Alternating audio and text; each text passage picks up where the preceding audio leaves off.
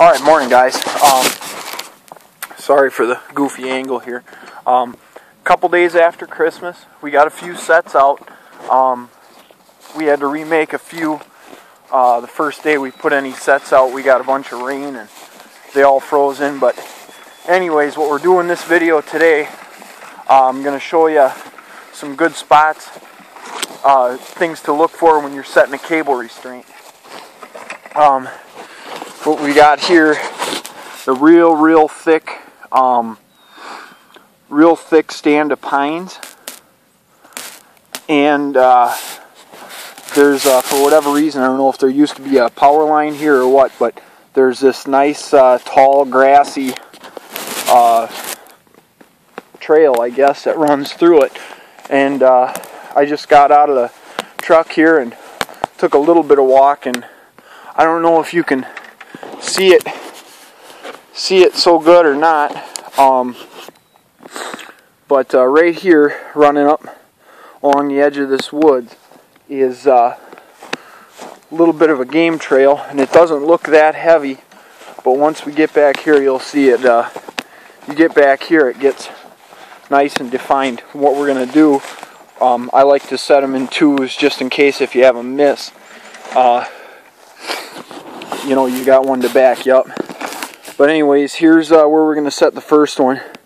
You can see where this game trail just kind of slithers through here, and then I'll go up here and show you the next one, and we'll show you how to set them up. We're going to set the other one right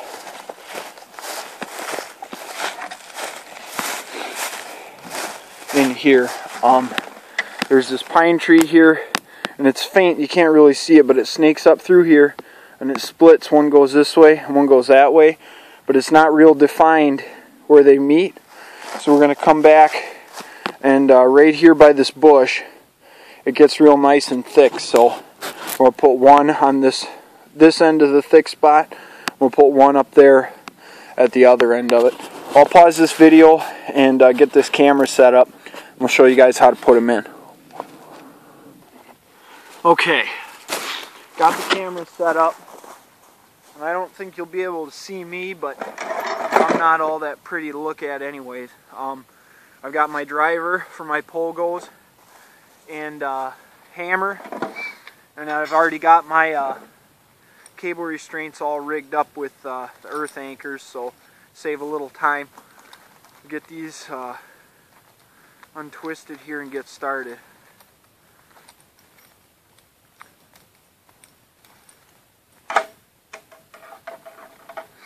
One thing I've noticed, I store them all twisted up with my support wire and everything. I just run it around itself a few times. Be careful when you're taking these apart. If you accidentally twist the loop of your cable restraint around itself, it'll get really goofy, and it doesn't exactly kink, but it twists, and it's really hard to fix. Okay, what we got right behind me, there's a little bit of a trail coming in from the left, and then the main trail comes off from the right, so I'm just going to come back a few feet from the intersection, and I always pre-hammer my holes with a hunk of rebar when the ground's real frozen. This ground isn't too bad, so I'm just going to go ahead and use my driver. I try and get my support wire a little bit of camouflage, so we're going to go right by this stick here. We'll just seat the pogo and the driver here. Sometimes you get a little frozen dirt. It doesn't hurt to help it in there with a hammer. Okay, we'll sink the pogo in.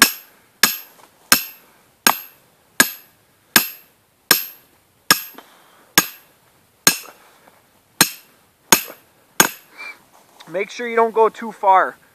I've done it on a few where you actually get the swivel down into the dirt, And if your swivel's underground, it's not going to be operating for you. It doesn't do you any good. Also, a lot of your trapping hammers they sell are 2-pounders. I made this myself. It's a 3-pounder, and it's a world of difference, especially when you're dealing with this frozen ground. Alright, this is my support wire. I usually make them about 24 inches. And what I like to do with mine, this is just personal preference, but I'll put a little hook on the bottom like this. I'll go right down into the hole that I made with my driver, push it down flat, and then curl it. And it gives you a little bit of added support. You've got 2 different angles supporting your wire. We'll open this up, give this a little bit of a bend to it, and we'll seat it on there. And you can see we're a little bit off to the side, so we're going to have to bend this out just a touch.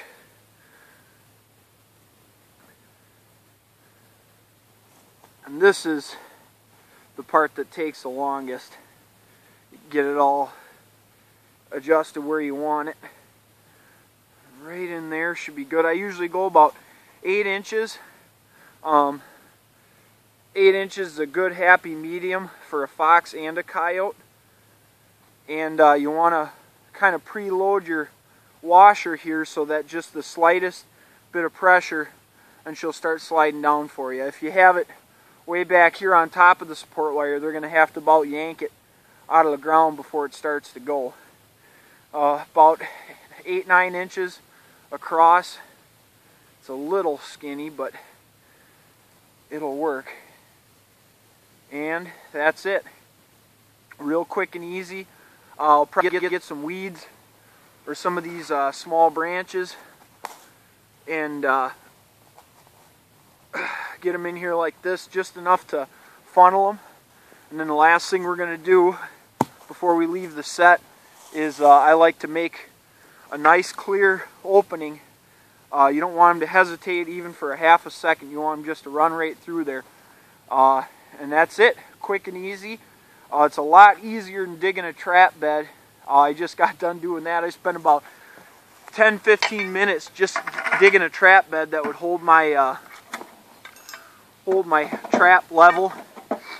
When the ground's frozen like this, it's a pain in the backside. So, alright, hopefully that helps. And we'll talk to you guys later.